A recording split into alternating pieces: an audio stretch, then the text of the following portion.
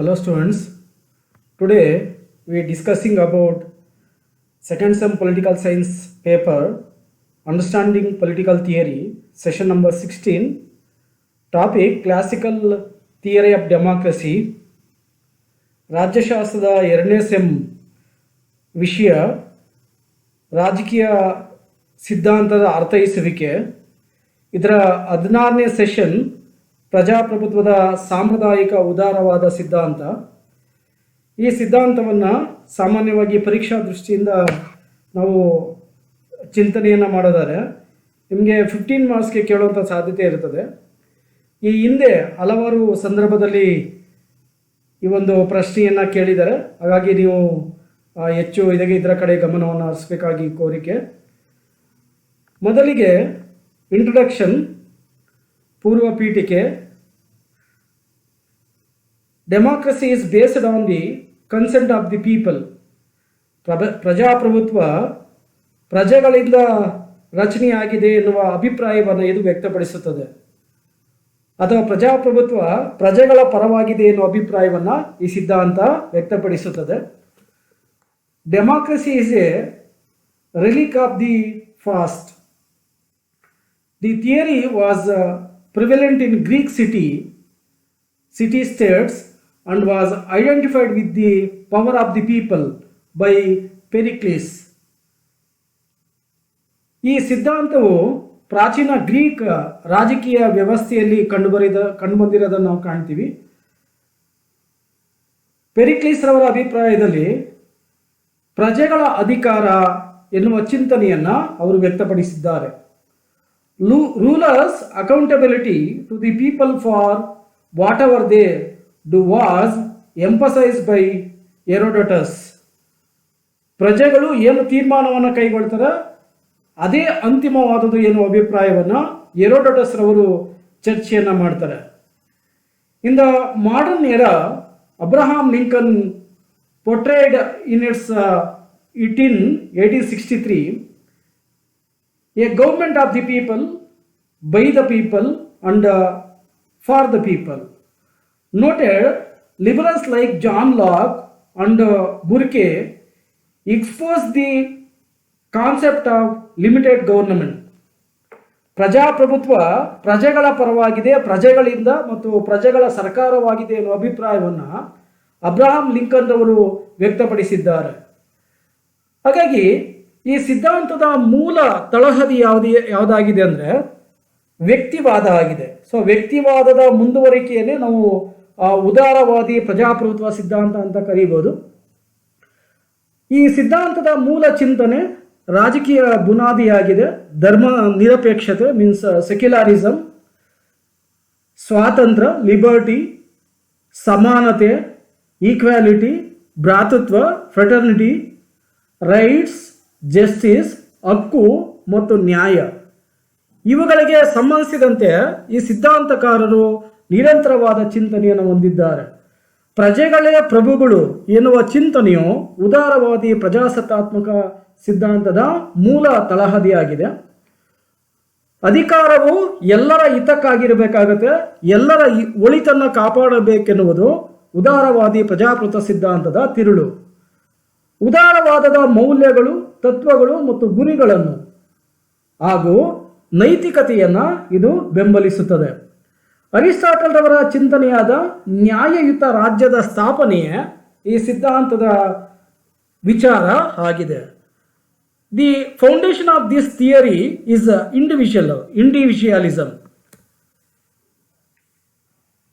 Litre utilitarianism like Jeremy Bentham and J.S. Mill advocated the case of the democracy by voicing the formula of the greatest good of the greatest number. J.S. Mill forcefully argued in favor of democracy on moral grounds.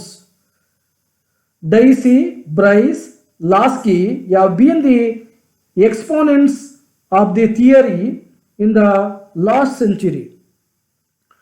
ಪ್ರಜಾಪ್ರಭುತ್ವದ ಪ್ರಮುಖ ಚಿಂತಕರಾದಂತಹ Jeremy Bentham, A V Dicey, H A Laski T H. Green ಮುಂತಾದ ಚಿಂತಕರು ತಮ್ಮ ಅಭಿಪ್ರಾಯವನ್ನು ವ್ಯಕ್ತಪಡಿಸಿದ್ದಾರೆ. Thomas Hobbes ಹೇಳ್ತಾರೆ ತಮ್ಮ ಲೆವಿಯಾಥನ್ ಎನ್ನುವ ಗ್ರಂಥದಲ್ಲಿ 1651 ಈ ಒಂದು ಗ್ರಂಥವನ್ನು ಥಾಮಸ್ ಹಾಬ್ಸ್ ಬರೀತಾರೆ. ಸರ್ಕಾರದ ಸ್ಥಾಪನೆಯಲ್ಲಿ ಜನ ಪಾಲ್ಗೊಳ್ಳುತ್ತಾರೆ ಎನ್ನುವ ಅಭಿಪ್ರಾಯವನ್ನು ಅವರು ವ್ಯಕ್ತಪಡಿಸ್ತಾರೆ. ಥಾಮಸ್ ಹಾಬ್ಸ್ ನೈಸರ್ಗಿಕ ಸ್ಥಿತಿಯಲ್ಲಿ ಹಲವಾರು ಹಕ್ಕು ಮತ್ತು ಸ್ವಾತಂತ್ರ್ಯಗಳು ಜನರಿಗೆ ಇದ್ದವೆಂದು ತಿಳಿಸಿದ್ದಾರೆ. ಹಾಗಾಗಿ ಹಕ್ಕು ಮತ್ತು ಸ್ವಾತಂತ್ರ್ಯ ನೈಸರ್ಗಿಕವಾಗಿ ಬಂದಿದೆ ಎನ್ನುವುದು ಥಾಮಸ್ ಹಾಬ್ಸ್ ಅವರ ಅಭಿಪ್ರಾಯ. ಅವರು ಹೇಳ್ತಾರೆ ಅನಾಗರಿಕ ಸ್ಥಿತಿಯಲ್ಲಿ ಯಾವುದೇ ರಾಜ್ಯ ಮತ್ತು ಸರ್ಕಾರಗಳು ಇರಲಿಲ್ಲ. ಅದಾದ ನಂತರ ರಾಜ್ಯವನ್ನು ಸ್ಥಾಪನೆ ಮಾಡಿದ್ರು. ರಾಜ್ಯ ಸ್ಥಾಪನೆ ಮಾಡಿದ ನಂತರ ತಮ್ಮನ್ನು ಆಳ್ವಿಕೆ ಮಾಡಲು ಒಬ್ಬ ಪ್ರಭುವನ್ನು ಅಥವಾ ಅರಸನನ್ನು ನೇಮಕ ಮಾಡಿದ್ರು. ಅವರು ಪ್ರಜೆಗಳ ಹಿತವನ್ನು ಕಾಪಾಡಬೇಕು, ಪ್ರಜೆಗಳ ರಕ್ಷಣೆಯನ್ನು ಕಾಪಾಡಬೇಕು, ಸ್ವಾತಂತ್ರ್ಯ ಮತ್ತು ಆಸ್ತಿಯ ಹಕ್ಕನ್ನು ಕಾಪಾಡಬೇಕಂತೇಳಿ ಥಾಮಸ್ ಹಾಬ್ಸ್ ಹೇಳ್ತಾರೆ. John Locke in his book the 2 treatise of civil government, John Locke ಅವರು ತಮ್ಮ ಗ್ರಂಥವಾದ 2 ಟ್ರೀಟೀಸ್ ಆಫ್ ಸಿವಿಲ್ ಗವರ್ನಮೆಂಟ್ ಎನ್ನುವ ಗ್ರಂಥದಲ್ಲಿ 1688 ಇದನ್ನು ಬರೀತಾರೆ. ಅವರ ಪ್ರಕಾರ ಉದಾರವಾದಿ ಪ್ರಜಾಪ್ರಭುತ್ವ ಸಿದ್ಧಾಂತ ಮತ್ತಷ್ಟು ಬೆಳವಣಿಗೆ ಆಗಲಿಕ್ಕೆ ಜಾನ್ ಲಾಕ್ ರವರು ಕಾರಣರಾಗ್ತಾರೆ. ಅವರು ಸೀಮಿತ ಅಥವಾ ಸಂವಿಧಾನಬದ್ಧ ಪ್ರಜಾಪ್ರಭುತ್ವಕ್ಕೆ ಬೆಂಬಲವನ್ನು ನೀಡ್ತಾರೆ. ಅವರ ಪ್ರಕಾರ ನೈಸರ್ಗಿಕ ಹಕ್ಕುಗಳನ್ನು ಹೇಳ್ತಾರೆ. ಸೊ ಹಕ್ಕು, ಸ್ವಾತಂತ್ರ್ಯ, ಸಮಾನತೆಯ ಬಗ್ಗೆ ಜಾನ್ ಲಾಕ್ ರವರು ಚರ್ಚೆಯನ್ನು ಮಾಡ್ತಾರೆ. ಸೊ ಜೀವಿಸುವ ಹಕ್ಕು, ಸ್ವಾತಂತ್ರ್ಯದ ಹಕ್ಕು, ಆಸ್ತಿ ಹಕ್ಕು, ನೈಸರ್ಗಿಕ ಹಕ್ಕುಗಳು ಅಂದಿದ್ವು ಅನ್ನೋದು ಅವರ ಅಭಿಪ್ರಾಯ. ನೈಸರ್ಗಿಕ ಸ್ಥಿತಿಯಲ್ಲಿ ಸರ್ಕಾರ ಪ್ರಜೆಗಳ ಹಕ್ಕುಗಳನ್ನು ಕಿತ್ಕೊಳ್ಳಿಕ್ಕೆ ಯಾವುದೇ ರೀತಿಯಾದ ಅವಕಾಶ ಇಲ್ಲ. ಬದಲಾಗಿ ಪ್ರಜೆಗಳಿಗೆ ಹೆಚ್ಚು ಹಕ್ಕುಗಳನ್ನು ಕೊಡಬೇಕನ್ನೋದು ಅವರ ಚಿಂತನೆ. ಸೊ ಜನತೆಯ ಹಕ್ಕುಗಳನ್ನು ಉಲ್ಲಂಘಿಸಿದ ಸರ್ಕಾರವನ್ನು ವಜಾ ಮಾಡಲಿಕ್ಕೆ ಪ್ರಜೆಗಳಿಗೆ ಅವಕಾಶ ಇದೆ ಅನ್ನೋದನ್ನ ಹೇಳ್ತಾರೆ. ಹಾಗಾಗಿ ಇದನ್ನ ಉದಾರವಾದಿ ಪ್ರಜಾಪ್ರಭುತ್ವ ಸಿದ್ಧಾಂತದ ಒಂದು ಮೂಲ ಅಭಿಪ್ರಾಯ ಅಂತೇಳಿ ಕರೀಬಹುದು. ಸೊ ಇವರ ಪ್ರೇರಣೆಯಿಂದ ಅಮೆರಿಕದಲ್ಲಿ ಕ್ರಾಂತಿ ಉಂಟಾಗಿದ್ದನ್ನು ಕಾಣ್ತೀವಿ.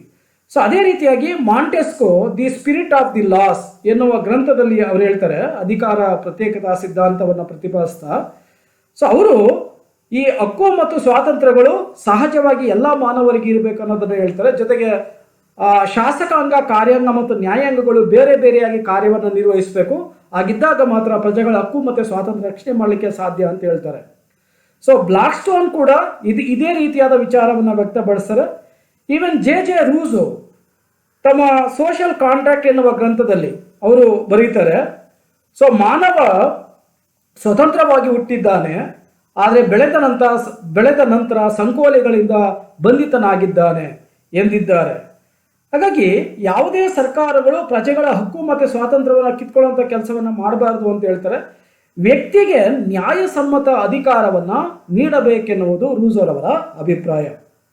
ಹಾಗೆಯೇ ಅವರು ಪ್ರತ್ಯಕ್ಷ ಪ್ರಜಾಪ್ರಭುತ್ವಕ್ಕೆ ಬೆಂಬಲವನ್ನು ಕೂಡ ನೀಡ್ತಾರೆ. ಜೊತೆಗೆ 1789 ಫ್ರಾನ್ಸಿನಲ್ಲಿ ಏನು ಮಾನವ ಹಕ್ಕುಗಳ ಘೋಷಣೆ ಆಗುತ್ತೆ, ಆ ಮಾನವ ಹಕ್ಕುಗಳ ಘೋಷಣೆಗೆ ರೂಸೋರವರು ಪ್ರಮುಖ ಕಾರಣಕರ್ತರಂತೇಳಿ ನಾವು ಹೇಳ್ಬೋದು. ಸೊ ಅದೇ ರೀತಿಯಾಗಿ ಜೆರೆಮಿ ಬೆಂಥಮ್ ಅವರು ತಮ್ಮ ಜನರ ಅಧಿಕ ಸುಖ ಸಿದ್ಧಾಂತವನ್ನು ನೀಡ್ತಾರೆ. ಸೊ ಅಲ್ಲಿ ಸುಖ ಮತ್ತು ದುಃಖಗಳನ್ನು ವಿವರಿಸ್ತಾರೆ. ಸರ್ಕಾರ ಏನೇ ಕೆಲಸ ಕಾರ್ಯವನ್ನು ಮಾಡಬೇಕಾದ್ರೂ ಕೂಡ ಪ್ರಜೆಗಳ ಹಿತಾಸಕ್ತಿಗೆ ಅನುಗುಣವಾಗಿ ಕೆಲಸ ಕಾರ್ಯವನ್ನು ಮಾಡಬೇಕು ಅನ್ನೋದು ಜೆರೆಮಿ ಬೆಂಥಮ್ ರವರ ಅಭಿಪ್ರಾಯ. ಅತ್ಯಂತ ಪ್ರಮುಖವಾದ ಒಬ್ಬ ಚಿಂತಕ ಅಂತಂದರೆ ಜೆರೆಮಿ ಬೆಂಥಮ್ ಅಂತೇಳಿ ಕರೀಬಹುದು. ಜೆ.ಎಸ್. ಮಿಲ್ ತಮ್ಮ ರೆಪ್ರೆಸೆಂಟೇಟಿವ್ ಗವರ್ನಮೆಂಟ್ ಅಂಡ್ ಮತ್ತೊಂದು ಗ್ರಂಥ ಆನ್ ಲಿಬರ್ಟಿ ಎನ್ನುವ ಗ್ರಂಥದಲ್ಲಿ ಪ್ರಜಾಪ್ರಭುತ್ವದ ವಿಚಾರಗಳನ್ನು ವಿವರಿಸಿದ್ದಾರೆ. ಸೊ ಅವರ ಒಟ್ಟು ಚಿಂತನೆ ಏನಂದ್ರೆ ಮತದಾನದ ಹಕ್ಕನ್ನು ನೀಡ್ತಾರೆ, ವಯಸ್ಕ ಮತದಾನ ಪದ್ಧತಿಯನ್ನು ಅವರು ಬೆಂಬಲಿಸ್ತಾರೆ. ಸೊ ತಮ್ಮ ರೆಪ್ರೆಸೆಂಟೇಟಿವ್ ಗವರ್ನಮೆಂಟ್ ಎನ್ನುವ ಗ್ರಂಥದಲ್ಲಿ ಎಲ್ಲರೂ ಕೂಡ ಸಮಾನವಾಗಿ ಮತದಾನ ವ್ಯವಸ್ಥೆ ಇರಬೇಕನ್ನುವುದು ಅವರ ಅಭಿಪ್ರಾಯ. ಸೊ ಈ ರೀತಿಯಾಗಿ ಈ ಸಿದ್ಧಾಂತದ ಪ್ರಮುಖ ಪ್ರತಿಪಾದಕರಾದಂಥ Thomas Hobbes, John Locke, Rousseau, Jeremy Bentham, J S. Mill ಮುಂತಾದ ಚಿಂತಕರು ಈ ಒಂದು ಉದಾರವಾದಿ ಪ್ರಜಾಪ್ರಭುತ್ವ ಸಿದ್ಧಾಂತವನ್ನು ವ್ಯಕ್ತಪಡಿಸ್ತಾರೆ. Characteristics of classical liberal democratic theory. So ಇದರ ಒಂದು ಲಕ್ಷಣಗಳೇನಿದ್ದಾವೆ ಅನ್ನೋದರ ಬಗ್ಗೆ ಅಧ್ಯಯನವನ್ನು ಮಾಡೋಣ. Traditional liberal democratic theory is a political concept of democracy. So ಪ್ರಜಾಪ್ರಭುತ್ವದ ಒಂದು ರಾಜಕೀಯ ಪರಿಕಲ್ಪನೆ ಅಂತಂದರೆ ಅದನ್ನು ಉದಾರವಾದಿ ಪ್ರಜಾಪ್ರಭುತ್ವ ಸಿದ್ಧಾಂತ ಅಂತ ಕರೀಬೋದು. People regard democracy as a system of government for the people, by the people and to the people. So ಜನರಿಂದ ಜನರಿಗಾಗಿ ಜನರಿಗೋಸ್ಕರ ಇರುವಂಥ ಒಂದು ಸರ್ಕಾರವನ್ನೇ ಪ್ರಜಾಪ್ರಭುತ್ವ ಅಂತ ಹೇಳ್ತಾರೆ. ನಾವು ಆ ಡೆಮಾಕ್ರಸಿ ಮೀನಿಂಗನ್ನು ನಾವು ಅಧ್ಯಯನ ಮಾಡ್ತಾ ಇದ್ದಾಗ, ಸೊ ಇದು ಗ್ರೀಕ್ 2 ಪದಗಳಿಂದ ಬಂದಿದೆ, ಡೆಮಾಸ್ ಮತ್ತು ಕ್ರಿಟಿಯಾ ಅಂತೇಳಿ. ಸೊ ಡೆಮಾಸ್ ಅಂದರೆ ಜನತೆ, ಕ್ರಿಟಿಯಾ ಅಂತಂದರೆ ಅಧಿಕಾರ. ಜನತೆಯ ಅಧಿಕಾರ ಅನ್ನುವುದನ್ನು ಈ ಸಿದ್ಧಾಂತ ಬೆಂಬಲಿಸುತ್ತದೆ. ಸೊ ಅಬ್ರಹಾಂ ಲಿಂಕನ್ ಅವರ ವ್ಯಾಖ್ಯಾನವನ್ನು ಕೂಡ ಇಲ್ಲಿ ಬಹಳ ಮುಖ್ಯವಾಗಿ ನಾವು ಹೇಳಬೇಕಾಗುತ್ತೆ. The basis of this theory is the people's right. Its purpose is to allow people to participate in government. So ಜನತೆಯ ಪರಮಾಧಿಕಾರ ಈ ಸಿದ್ಧಾಂತದ ಪ್ರಮುಖ ತಳಹದಿಯಾಗಿದೆ. ಜನರು ಸರ್ಕಾರದಲ್ಲಿ ಪಾಲ್ಗೊಳ್ಳಲು ಅವಕಾಶವಿದೆ. ಸೊ ಸರ್ಕಾರದ ಎಲ್ಲ ಚಟುವಟಿಕೆಯಲ್ಲೂ ಕೂಡ ಪಾಲ್ಗೊಳ್ಳಿಕ್ಕೆ ಅವಕಾಶ ಇದೆ. ಸೊ ಈ ಸಿದ್ಧಾಂತದ ತಿರುಳು ಅಂತಂದರೆ ಸ್ವಾತಂತ್ರ್ಯ, ಸಮಾನತೆ ಮತ್ತು ಹಕ್ಕುಗಳು. So liberty, equality and rights. This is the concept of classical liberal democratic theory. So first one, importance to the person.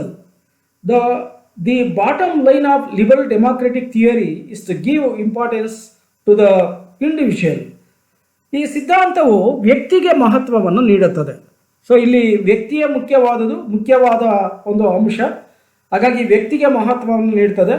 ಸರ್ಕಾರ ಇರುವುದು ಜನತೆಗಾಗಿ ಮತ್ತು ಜನರು ಸರ್ಕಾರದ ಕೆಲಸ ಕಾರ್ಯಗಳಲ್ಲಿ ಪಾಲ್ಗೊಳ್ಳಲು ಅವಕಾಶವನ್ನು ನೀಡುತ್ತದೆ. ಸೊ ಪ್ರಜೆಗಳು ತಮ್ಮ ಎಲ್ಲ ಕೆಲಸ ಕಾರ್ಯಗಳನ್ನು ಸರ್ಕಾರದಿಂದ ಪಡೆಯುತ್ತಾರೆ, ಜೊತೆಗೆ ಸರ್ಕಾರದಲ್ಲಿ ಪಾಲ್ಗೊಳ್ಳಲು ಜನರಿಗೆ ಅವಕಾಶ ಇರ್ತದೆ. ಜನರಿದ್ದರೆ ಸರ್ಕಾರ ಅನ್ನುವುದನ್ನು ಇದು ತಿಳಿಸುತ್ತದೆ. ಹಾಗಾಗಿ ವ್ಯಕ್ತಿಗೆ ಮಹತ್ವವನ್ನು ನೀಡುತ್ತದೆ.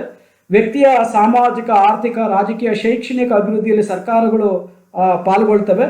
ಅದೇ ರೀತಿಯಾಗಿ ಸರ್ಕಾರದ ರಚನೆಯಲ್ಲಿ ಜನತೆ ಪಾಲ್ಗೊಳ್ತಾರೆ. It unites all people in harmony and consensus despite differences in opinion.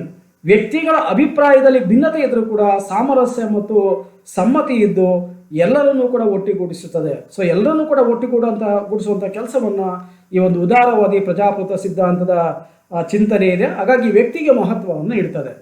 So second one, universal adult voting system, ಸಾರ್ವತ್ರಿಕ ವಯಸ್ಕ ಮತದಾನ ಪದ್ಧತಿ.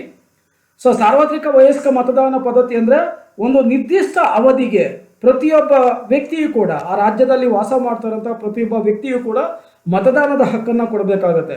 ಸೊ ಯಾವುದೇ ರೀತಿಯಾದ ಜಾತಿ, ಧರ್ಮ, ಲಿಂಗ, ಪಂಥ, ವಾಸಸ್ಥಳ ಇದರ ಆಧಾರದ ಮೇಲೆ ಭೇದ ಭಾವವನ್ನು ಮಾಡದೆ ಅಥವಾ ಧರ್ಮದ ಆಧಾರದ ಮೇಲೆ ಭೇದವನ್ನು ಮಾಡದೆ ಎಲ್ಲರೂ ಕೂಡ ಸಮಾನವಾದ ಮತದಾನದ ಹಕ್ಕನ್ನು ಕೊಡಬೇಕಂತ ಹೇಳ್ತಾರೆ.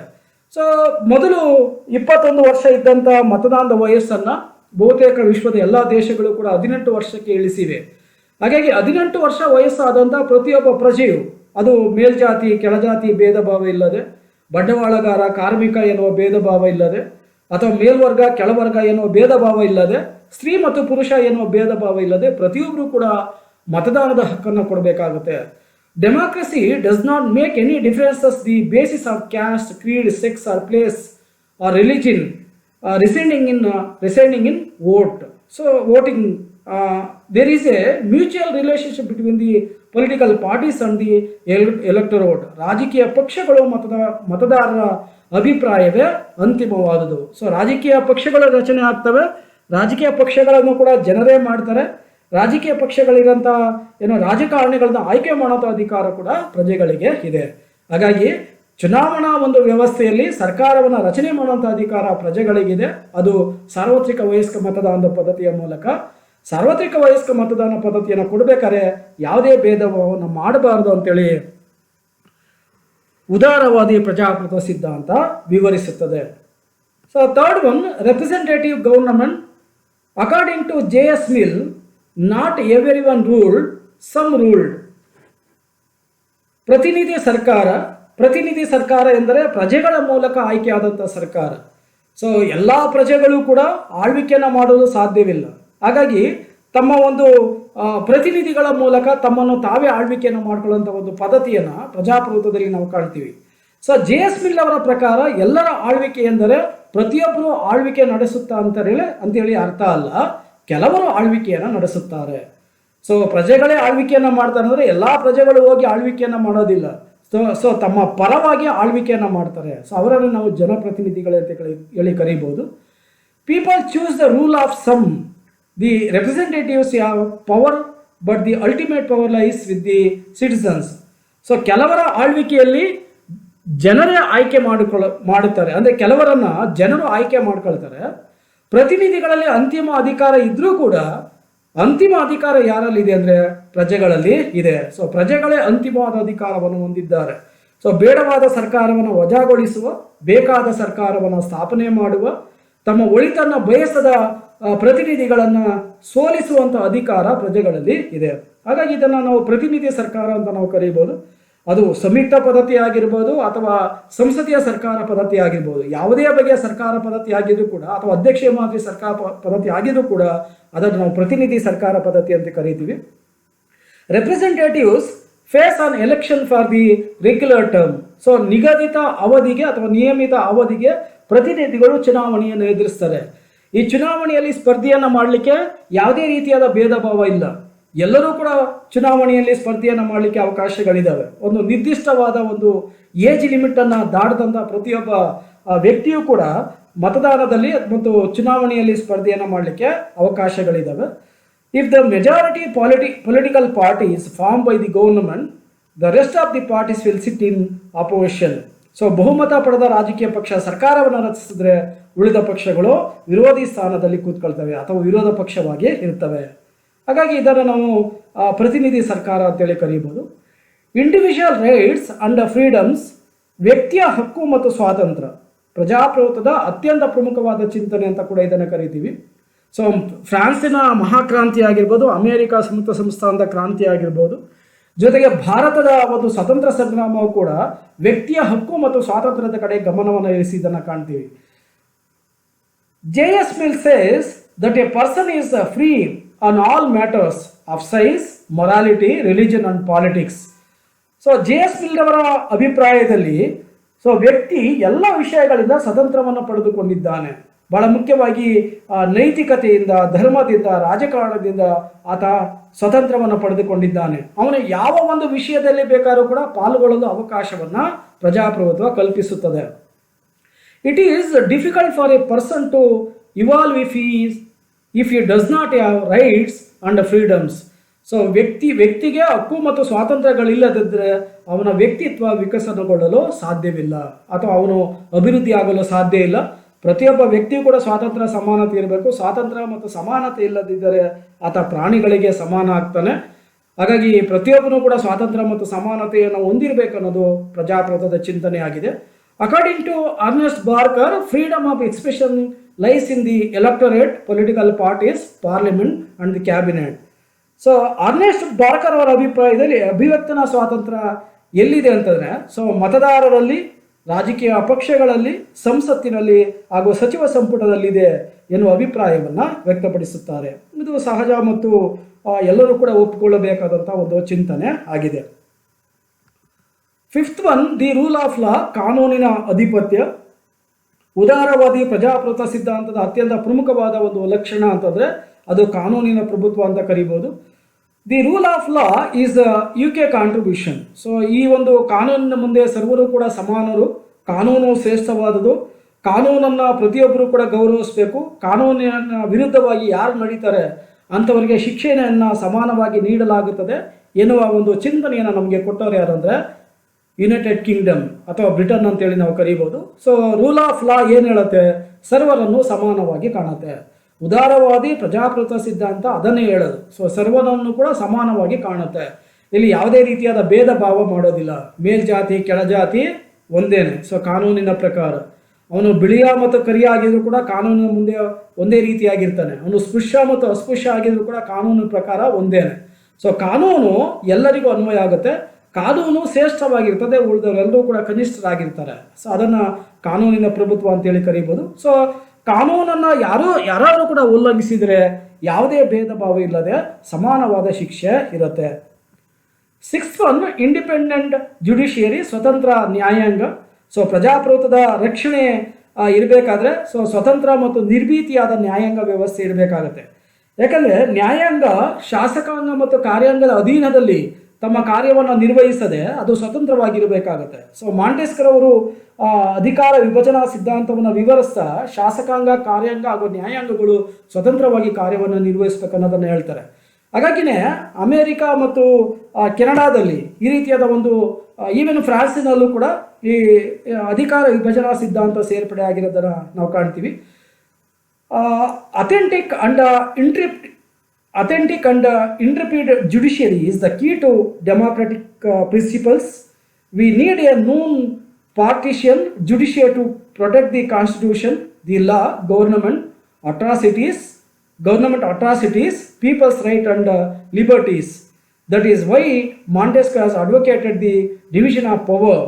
Democracy must follow many good ways to protect the judiciary. So ಪ್ರಜಾಪ್ರಭುತ್ವ, ಸಂವಿಧಾನ, ಕಾನೂನು, ಸರ್ಕಾರದ ಏನು ದೌರ್ಜನ್ಯಗಳಿದ್ದಾವೆ, ಸೊ ಇವುಗಳನ್ನು ಜನರಿಂದ ರಕ್ಷಣೆಯನ್ನು ಮಾಡಬೇಕಾದ್ರೆ, ಸೊ ಜನರಿಗೆ ಒಂದು ರಕ್ಷಣೆಯನ್ನು ಕೊಡಬೇಕಾದ್ರೆ ಈ ಒಂದು ಸ್ವತಂತ್ರವಾದ ನ್ಯಾಯಾಂಗ ಇರಬೇಕು ಅನ್ನೋದನ್ನು ಹೇಳ್ತಾರೆ. ಸೊ ಮಾಂಟೆಸ್ಕರ್ ಅವರ ಚಿಂತನೆಯಲ್ಲಿ ಬಹಳ ಮುಖ್ಯವಾದದ್ದು. 7th one, equal qualifications for public posts.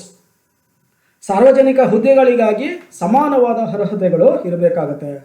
Liberal democracy addresses equal qualifications for individuals to occupy public positions or public jobs.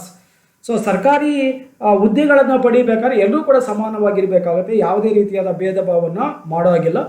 In modern states employ the constitution method for the appointment of public post. So ಆಧುನಿಕವಾಗಿ ಅಥವಾ ಆಧುನಿಕ ರಾಜ್ಯಗಳು ಸಂವಿಧಾನದಲ್ಲಿನೇ ಹೇಗೆ ಸಾರ್ವಜನಿಕ ಹುದ್ದೆಗಳನ್ನು fill ಮಾಡಬೇಕು ಅಥವಾ recruitment ಮಾಡಬೇಕು ಅನ್ನೋದ್ರ ಬಗ್ಗೆ ಸ್ಪಷ್ಟವಾಗಿ ವಿವರಣೆಯನ್ನು ನೀಡಲಾಗಿದೆ. ಆ ಪ್ರಕಾರ ಎಲ್ಲರೂ ಕೂಡ ಸಮಾನವಾದ ಅವಕಾಶವನ್ನು ನೀಡಲಾಗಿದೆ. ಇಲ್ಲಿ ಯಾವುದೇ ರೀತಿಯಾದ ಒಂದು ಭೇದ ಭಾವಕ್ಕೆ ಅವಕಾಶ ಇರೋದಿಲ್ಲ. This ideology is encourage the adoption of a non discriminatory equitable society. So ಎಲ್ಲರನ್ನೂ ಕೂಡ ಸಮಾನವಾಗಿ ಕಾಣ್ತದೆ. ಜೊತೆಗೆ ಏನು ಅಸಮಾನತೆ ಏನಿದೆ, ಅಸಮಾನತೆಯನ್ನು ವಿರೋಧಿಸುವಂತಹ ಒಂದು ಕಾರ್ಯಚಟುವಟಿಕೆಯಲ್ಲಿ ಉದಾರವಾದ ಪ್ರಜಾಪ್ರಭುತ್ವ ಸಿದ್ಧಾಂತ ಒಳಗೊಂಡಿದೆ. 8th one, the legislature has given greater responsibility to the executive. So ಶಾಸಕಾಂಗವು ಕಾರ್ಯಾಂಗಕ್ಕೆ ಹೆಚ್ಚಿನ ಜವಾಬ್ದಾರಿಯನ್ನು ನೀಡಿದೆ. ಅದು ಅಧ್ಯಕ್ಷೀಯ ಮಾದರಿ ಸರ್ಕಾರ ಪದ್ಧತಿ ಆಗಿರಲಿ ಅಥವಾ ಸಂಸದೀಯ ಮಾದರಿ ಸರ್ಕಾರ ಪದ್ಧತಿ ಆಗಿರಲಿ, ಶಾಸಕಾಂಗವು ಕಾರ್ಯಾಂಗಕ್ಕೆ ಹೆಚ್ಚಿನ ಅಧಿಕಾರವನ್ನು ನೀಡಿದೆ. ಸೊ ಕಾರ್ಯಾಂಗ ಶಾಸಕಾಂಗಕ್ಕಿಂತ ಹೆಚ್ಚಿನ ಒಂದು ಅಧಿಕಾರವನ್ನು ಚಲಾವಣೆ ಮಾಡ್ತಾ ಇರೋದನ್ನು ಕಾಣ್ಬೋದು. ಸೊ ಕಾರ್ಯಾಂಗವು ಶಾಸಕಾಂಗಕ್ಕೆ ಜವಾಬ್ದಾರಿಯಾಗಿರ್ತದೆ. ಸೊ ಏನೇ ಇದ್ರೂ ಕೂಡ ಕಾರ್ಯಾಂಗ ಯಾರಿಗೆ ಜವಾಬ್ದಾರಿ? ಶಾಸಕಾಂಗಕ್ಕೆ ಜವಾಬ್ದಾರಿಯಾಗಿರಬೇಕಾಗುತ್ತೆ. ಶಾಸಕಾಂಗದಲ್ಲಿ ಏನು ಸರ್ಕಾರವನ್ನು ಪ್ರಶ್ನೆ ಮಾಡೋಂಥ ಅಧಿಕಾರ ಶಾಸಕಾಂಗದ ಸದಸ್ಯರಿಗೆ ಇರ್ತದೆ. ಹಾಗಾಗಿ ಸಂಸತ್ತಿನಲ್ಲಿ ಅನೇಕ ಚರ್ಚೆಗಳು ನಡೀತವೆ, ಪ್ರಶ್ನೆಗಳು ಉಂಟಾಗ್ತವೆ. ಉಪ ಪ್ರಶ್ನೆಗಳನ್ನು ಸರ್ಕಾರಕ್ಕೆ ಶಾಸಕಾಂಗದ ಸದಸ್ಯರು ಕೇಳ್ತಾರೆ. ನಿಲುವಳಿ ಸೂಚನೆ, ಗಮನ ಸೆಳೆಯುವ ಸೂಚನೆ ಹಾಗೂ ಅವಿಶ್ವಾಸ ನಿರ್ಣಯದ ಮೂಲಕ ಶಾಸಕಾಂಗ ಕಾರ್ಯಾಂಗದ ಹಿಡಿತಕ್ಕೆ ಒಳಗಾಗಿದೆ. ಸೊ ಯಾವ ಸರ್ಕಾರ ವಿಶ್ವಾಸವನ್ನು ಕಳ್ಕೊಳ್ಳುತ್ತೋ ಅಂಥ ಸಂದರ್ಭದಲ್ಲಿ ಸರ್ಕಾರವನ್ನು ತೆಗೆಯುವಂಥ ಅಧಿಕಾರ ಅವಿಶ್ವಾಸ ನಿರ್ಣಯದ ಮೂಲಕ ಶಾಸಕಾಂಗಕ್ಕೆ ಇದೆ. The legislature has given greater responsibility to the executive. In the parliamentary and presidential model of government, the state should develop the executive functioning responsibility to the legislature. The parliament will keep the executive under its control by debates, queries, standby notice and non-confidence motion. The executive is responsible for the legislature. So ಇದಿಷ್ಟು ಕೂಡ ಉದಾರವಾದಿ ಸಾಂಪ್ರದಾಯಿಕ ಪ್ರಜಾಪ್ರಭುತ್ವ ಸಿದ್ಧಾಂತದ ಪ್ರಮುಖ ಲಕ್ಷಣಗಳಾಗಿದ್ದಾವೆ. ಇದರಲ್ಲಿ ಹಲವಾರು ದೋಷಗಳಿದ್ದಾವೆ. So ಪ್ರಸ್ತುತ ನಾವು ವ್ಯವಸ್ಥೆಯನ್ನು ಗಮನಿಸಿದಾಗ ಪ್ರಜಾಪ್ರಭುತ್ವ ಯಾರ ಬಳಿಯಲ್ಲಿದೆ? ನಿಜವಾಗ್ಲೂ ಕೂಡ ಜನರ ಬಳಿಯಲ್ಲಿದೆಯಾ? ಪ್ರಜೆಗಳೇ ಪ್ರಭುಗಳು ಅನ್ನೋದನ್ನು ನಾವೇನು ಹೇಳ್ತೀವಲ್ಲ, ಅದು ಇದೆಯಾ ಅನ್ನೋ ಒಂದು ಪ್ರಶ್ನೆ ಮೂಡುತ್ತೆ. ಯಾಕಂದರೆ ಇವತ್ತಿನ ವ್ಯವಸ್ಥೆಯಲ್ಲಿ ಶ್ರೀಮಂತರು, ಬಲಿಷ್ಠರು ಪ್ರಜಾಪ್ರಭುತ್ವದಲ್ಲಿ ತಮ್ಮ ಅಧಿಕಾರವನ್ನು ಚಲಾಯಿಸ್ತಾರೆ. ಬಡವರು ಅಥವಾ ಕೆಳವರ್ಗದವರು ಯಾವುದೇ ಕಾರಣ ಕೂಡ ಅಧಿಕಾರವನ್ನು ಹಿಡಿಲಿಕ್ಕೆ ಸಾಧ್ಯ ಆಗಿದೆ. ಜೊತೆಗೆ ಶ್ರೀಮಂತರ ಒಂದು ಅಧಿಕಾರಕ್ಕೂ ಬಡವರ ಒಂದು ಅಧಿಕಾರವನ್ನು ಪಡೆಯೋದಕ್ಕೂ ಸಾಕಷ್ಟು ವ್ಯತ್ಯಾಸಗಳಿದ್ದಾವೆ. ಹಾಗಾಗಿನೇ ಇದರ ಫಲವಾಗಿ ಅನೇಕ ಇನ್ನೂ ಬೇರೆ ಬೇರೆ ಸಿದ್ಧಾಂತಗಳು ಉಗಮ ಆಗ್ತವೆ. ಸೊ ಅದರಲ್ಲಿ ಬಹಳ ಮುಖ್ಯವಾದಂಥ ಒಂದು ಸಿದ್ಧಾಂತ ಅಂದರೆ ಗಣ್ಯರ ಪ್ರಜಾಪ್ರಭುತ್ವ ಸಿದ್ಧಾಂತ. ಸೊ ಆ ಸಿದ್ಧಾಂತದ ಉಗಮಕ್ಕೆ ಕಾರಣ ಆಯಿತು. So liberal democratic theory has been criticised by many thinkers. First one, it is A pure ಲೈ that citizens have power. Once elected, their leaders have no control over their subjects. So ಇದರಲ್ಲಿ ಹಲವಾರು ಟೀಕೆಗಳಿರೋದನ್ನು ಚಿಂತಕರು ವಿವರಿಸ್ತಾರೆ. So ಪ್ರಜೆಗಳಲ್ಲಿ ಅಧಿಕಾರ ಇದೆ ಎಂಬುದು ಬಹಳ ಶುದ್ಧ ಸುಳ್ಳಾಗಿದೆ. ಒಂದು ಬಾರಿ ಪ್ರಜೆಗಳು ತಮ್ಮ ಮತದಾನವನ್ನು ಮಾಡಿದ ನಂತರ ಪ್ರತಿನಿಧಿಗಳ ಮೇಲೆ ಅಥವಾ ಸರ್ಕಾರದ ಮೇಲೆ ಯಾವುದೇ ರೀತಿಯಾದ ಹಿಡಿತ ಇರೋದಿಲ್ಲ. ಸೊ ಹಾಗಾಗಿ ಅದನ್ನು ಒಂದು ಬಹಳ ಮುಖ್ಯವಾದ ದೋಷ ಅಂತ ಕರೀಬಹುದು. The law does not apply to people in high positions such as the president, governor, etc. The rule of law behaves differently for the poor and the rich. So ಕಾನೂನಿನ ಮುಂದೆ ಎಲ್ಲರೂ ಸಮಾನರು ಎಂದಿದ್ರೂ ಕೂಡ ರಾಷ್ಟ್ರಪತಿ ಕಾನೂನಿನ ಮುಂದೆ ಸಮಾನರಲ್ಲ, ರಾಜ್ಯಪಾಲರು ಕಾನೂನು ಮುಂದೆ ಸಮಾನರಲ್ಲ. ಉನ್ನತ ಹುದ್ದೆಯಲ್ಲಿ ಇರುವವರಿಗೆ ಇದು ಯಾವುದೇ ಕಾನೂನು ಕೂಡ ಅನ್ವಯ ಆಗೋದಿಲ್ಲ. ಸೊ ಉನ್ನತ ಹುದ್ದೆಯಲ್ಲಿರುವಂಥ ವ್ಯಕ್ತಿಗಳಿಗೆ ಕಾನೂನಿನ ಮುಂದೆ ಸಮಾನರು ಅನ್ನೋದನ್ನ ನೋಡಲಿಕ್ಕೆ ಸಾಧ್ಯ ಇಲ್ಲ. ಸೊ ಬಡವರು ಮತ್ತು ಶ್ರೀಮಂತರಲ್ಲಿ ಈ ರೂಲ್ ಆಫ್ ಲಾ ಏನಿದೆ ಅದು ಬೇರೆ ಬೇರೆಯಾಗಿಯೇ ಕಾರ್ಯವನ್ನು ನಿರ್ವಹಿಸುತ್ತದೆ. ಸೊ ಹಾಗಾಗಿ ಇದನ್ನು ಒಂದು the voter class is sometimes the most likely to vote with the lure. Independent voter turnout today is a travesty. ಮತದಾರ ವರ್ಗವು ಕೆಲವೊಮ್ಮೆ ಆಸೆ ಆಮಿಷಗಳಿಗೆ ಒಳಗಾಗಿ ಮತ ಚಲಾಯಿಸುವಂಥ ಸಾಧ್ಯತೆ ಅತಿಯಾಗಿದೆ. ಇಂದು ಸ್ವತಂತ್ರವಾಗಿ ಮತ ಚಲಾಯಿಸುವುದು ಬಹಳ ಕಷ್ಟದ ಪರಿಸ್ಥಿತಿಯಾಗಿದೆ ಅಂತ ಕರೀಬೋದು. The only idea is that citizens have rights and freedoms. So ಪ್ರಜೆಗಳಿಗೆ ಹಕ್ಕು ಮತ್ತು ಸ್ವಾತಂತ್ರ್ಯಗಳು ಇವೆ ಎಂಬುದು ಕೇವಲ ಕಲ್ಪನೆ ಆಗಿದೆ, ಅದೊಂದು ಆದರ್ಶ ಆಗಿದೆ ಅಂತ ಕೂಡ ನಾವು ಅದನ್ನು ಕರೀಬೋದು. ಸೊ ಉದಾರವಾದಿ ಪ್ರಜಾಪ್ರಭುತ್ವ ಪ್ರಜೆಗಳ ಅಧಿಕಾರ ಎಂಬ ಕಲ್ಪನೆಯನ್ನು ಹೊಂದಿದೆ, ಆದರೆ ಅದು ವಾಸ್ತವವಾಗಿ ಪ್ರಜೆಗಳಲ್ಲಿ ಅಧಿಕಾರ ಇಲ್ಲ. ಸೊ ಸಂಘ ಸಂಸ್ಥೆಗಳಲ್ಲಿ ಹಾಗೂ ಉನ್ನತ ಅಧಿಕಾರಿಗಳಲ್ಲಿ ಪ್ರಜಾಪ್ರಭುತ್ವ ಸೇರ್ಪಡೆಯಾಗಿದೆ. Liberal democracy as the idea of the power of the citizens, but in reality citizens R not empowered. Democracy is included in the organization, the superiors. So finally, conclusions, upasamhara. There are liberal democratic ideas in the basic ideas of democracy, such as freedom, equality and rights. So ಉದಾರವಾದಿ ಪ್ರಜಾಪ್ರಭುತ್ವವು ಬಹಳ ಮುಖ್ಯವಾದ ಒಂದು ವಿಚಾರವನ್ನು ಒಳಗೊಂಡಿದೆ, ಅದು ಸ್ವಾತಂತ್ರ್ಯ, ಸಮಾನತೆ ಮತ್ತು ಹಕ್ಕುಗಳು. ಹಾಗಾಗಿ ಪ್ರಜೆಗಳ ಒಂದು ಹಿತಾಸಕ್ತಿಯನ್ನು ಕಾಪಾಡೋದು ಈ ಮೂರು ಪ್ರಮುಖ ವಿಷಯಗಳಾಗಿದ್ದಾವೆ. It is a good idea that all citizens should participate in politics. So ಇದೊಂದು ಅತ್ಯಂತ ಪ್ರಮುಖವಾದಂಥ ಅಂಶ ಆಗಿದೆ, ಪ್ರಜೆಗಳೆಲ್ಲರೂ ಕೂಡ ಭಾಗವಹಿಸ್ತಾರೆ. Freedom of speech and freedom of expression are essential for citizens. So ವಾಕ್ ಸ್ವಾತಂತ್ರ್ಯ ಮತ್ತು ಅಭಿವ್ಯಕ್ತನಾ ಸ್ವಾತಂತ್ರ್ಯ ಪ್ರತಿಯೊಬ್ಬ ಪ್ರಜೆಯು ಕೂಡ ಅವಶ್ಯಕವಾಗಿ ಬೇಕಾಗುತ್ತೆ. ಹಾಗಾಗಿ ಆ ಒಂದು ಅವಕಾಶವನ್ನು ಉದಾರವಾದಿ ಪ್ರಜಾಪ್ರಭುತ್ವ ಸಿದ್ಧಾಂತ ನೀಡುತ್ತೆ. But in countries like India it is critical to try this. ಆದರೆ ಭಾರತದಂಥ ಪ್ರಜಾಪ್ರಭುತ್ವ ದೇಶದಲ್ಲಿ ಇದು ಬಹಳ ಕಷ್ಟಕರವಾದ ಹಾದಿಯಲ್ಲಿದೆ. While citizens have the right to hold convention ceremonies, governments have reached a point where governments have impose restrictions on them. So ಪ್ರಜೆಗಳ ಮೇಲೆ ಹಲವಾರು ಹಕ್ಕು ಮತ್ತು ಸ್ವಾತಂತ್ರ್ಯಗಳಿಗೆ ಸಂಬಂಧಿಸಿದಂತೆ ಒಂದು ರಿಸ್ಟ್ರಿಕ್ಷನ್ಸನ್ನು ಅಥವಾ ನಿರ್ಬಂಧವನ್ನು ಏರಿರೋದನ್ನು ಕಾಣ್ಬೋದು. ಹಾಗಾಗಿ ಈ ಒಂದು ಚಿಂತನೆಯು ಹಲವಾರು ದೋಷಗಳಿಂದ ಕೂಡಿದೆ ಅಂತ ಹೇಳ್ತಾ ಈ ಒಂದು ಚಿಂತನೆಯನ್ನು ಕಂಪ್ಲೀಟ್ ಮಾಡ್ಬೋದು. ಸೊ ಥ್ಯಾಂಕ್ ಯು, ಧನ್ಯವಾದಗಳು.